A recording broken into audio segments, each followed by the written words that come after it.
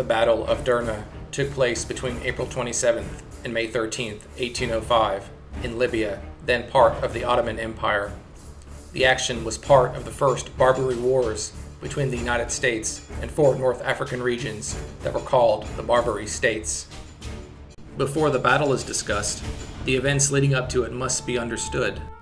The cause of the war were pirates from the Barbary States seizing American merchant ships and holding the crews for ransom, demanding the U.S. pay tribute to the Barbary rulers. European countries had grown accustomed to paying tribute to the Barbary rulers, just to keep their citizens and shipping safe. Newly inaugurated United States President Thomas Jefferson in 1801 refused to pay this tribute and sent a squadron of ships to the Mediterranean Sea to protect American interests and defend against attacks on its ships and citizens. Shortly after, the Pasha of Tripoli, Yusuf Karamanli, declared war on the United States. In spring 1801, President Jefferson ordered a blockade of Tripoli's port, but didn't officially declare war. Over the next few years, the American Navy maintained a military presence off the coast of Tripoli, trying to put a stop to pirate attacks, with limited success.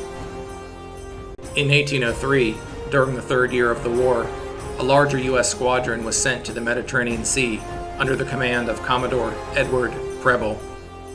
On the 31st of October 1803, one of Preble's ships, the frigate Philadelphia, ran aground on a reef near the harbor of Tripoli.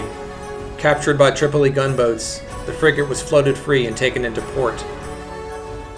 Captain William Bainbridge and the 307 crew were imprisoned, and the Pasha of Tripoli demanded $200,000 for their release. In the fall of 1804, the former American consul and army officer in Tunisia, William Eaton, returned to the Mediterranean, deciding to act.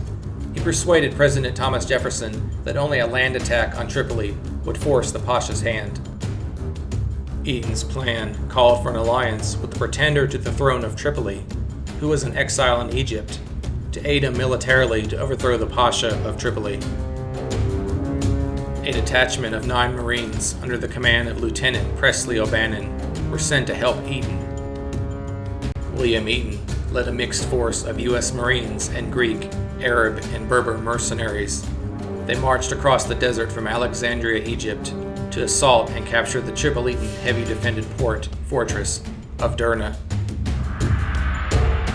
Starting on March 8, 1805, the column moved along the coast and was supported from the sea by the warships USS Argus, USS Hornet, and USS Nautilus under the command of Master Commandant Isaac Hull. By April 27, 1805, Eaton's army had made the epic march across the Libyan desert from Egypt and stormed Tripoli's second most important city, Derna. Grabbing a musket, Eaton personally led his men forward and was wounded in the wrist as they drove the defenders back.